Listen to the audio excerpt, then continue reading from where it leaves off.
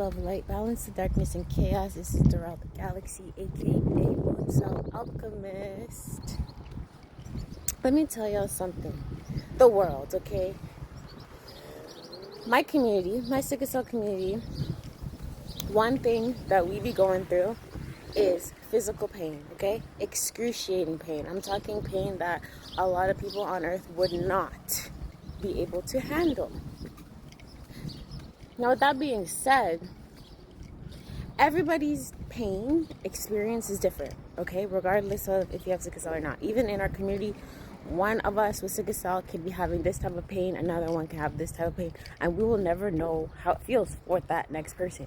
This goes for every human being. However, one thing that we can tell about when someone's in pain, majority of the time, a lot of the times, body language can show you when someone is dealing with physical pain, even emotional pain, but that's another video.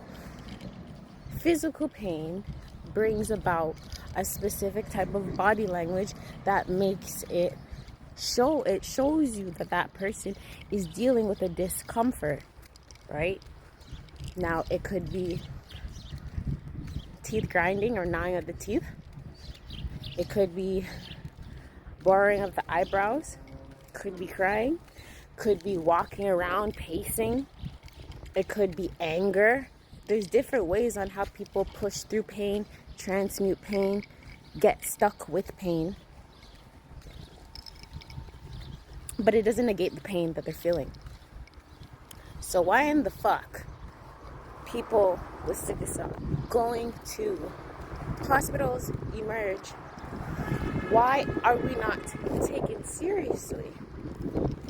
Especially if we're screaming, if we're yelling in pain, saying help, if we're crying, even if we're completely silent and still, it shows you that that person is in a froze state. That person is disassociating from their pain. Doesn't mean that they're not in pain though. So it's just, my question remains, why in Emerge are people so quick, these professionals so quick to judge people with sickle cell when we are going through a crisis? Now, one answer to that question is because we are called black in this world. I'm considered a black person. I don't see where I am black. However, I already know that I'm black. Sorry for the contradiction. Y'all just gonna have to keep up with me. Regardless, because we are considered black or indigenous people, African American, however you want to call yourself,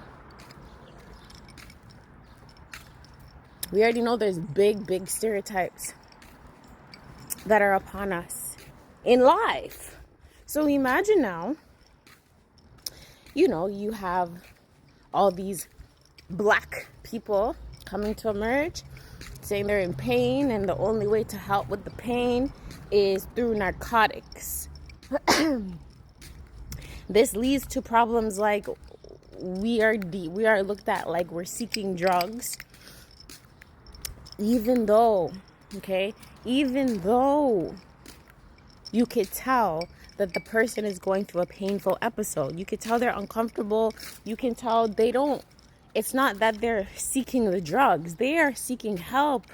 They're seeking help to subside the pain. So, of course, the only solution in the medical field right now is narcotics. They're working on this gene therapy thing. However, the main source of preventing and subsiding pain and whatever, not preventing pain, but numbing the pain, because that's what's happening, is through narcotics. So it becomes a challenge when it becomes a catch-22 or contradictory when it comes to the pain that we're experiencing on the narcotics. They tell us to ask, or they ask us what our pain level is from 1 to 10. Sometimes it's motherfucking 100. What the fuck you want me to say? Sometimes it's not even a 10. Sometimes there's no explanation or description of the type of pain that someone with sickle cell experiences. So I get it. It's a range. It's a type of measurement to see how severe it is. But let me tell you something. People with sickle cell who are going to emerge, clearly it's at enough of a level for us to come to emerge. Now, I'm not speaking for the 1, 2, 3% who like drugs and are seeking drugs and also have sickle cell. That's just regular, that's just a common thing humans can go through. Okay, drug addiction. I'm talking to the majority of us who really be trying, striving, doing our best to prevent crises. And when they come, we go to emerge. And sometimes y'all still casting prejudice and judgment upon us.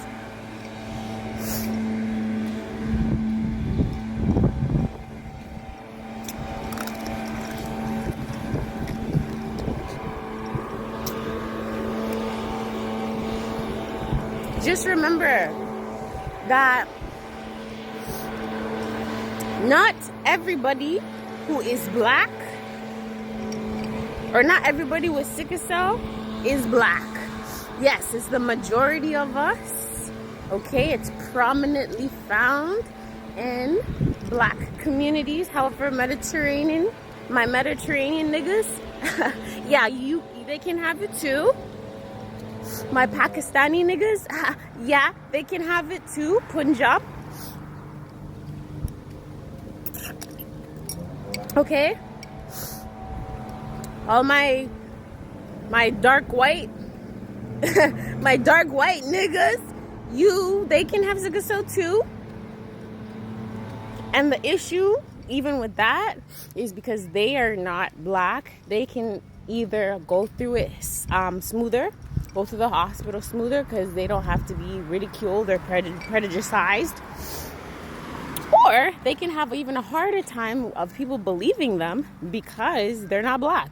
So either way, someone with sickle cell, we be going through some invisible shit, okay, injustices, okay, shit in the system that some of you motherfuckers could never handle. And I don't care how aggressive that is, because you could not handle it. Hence why you don't experience it. But people with sickle cell in our community, we're here to actually prove the biggest point of all. Humanity is focused on themselves right now.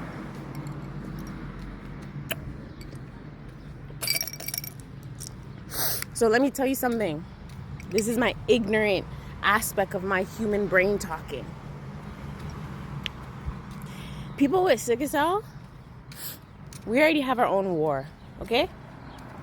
Yes, some of us could be helping with other wars, donations and sending charity and shit. But let me tell you guys something. We actually are on our own battlefield right now. So that's one thing. I want to hear nobody tell me about nothing about why am I not talking about the war enough or why I'm not doing enough. Because I'm already in a war, okay? Like, my community has been in a war for a long, long time. A very fucking long time. Sickle cell is about 70,000 years old. And before it was tainted, before it was manipulated, it was magical. So all this Supercell movie and stuff, shout out to Ratman, shout out to the movie itself or the show. I watched it. It's incredible, but oh, you guys are good. You guys are good with sharing the information, but not sharing the information. Good on you.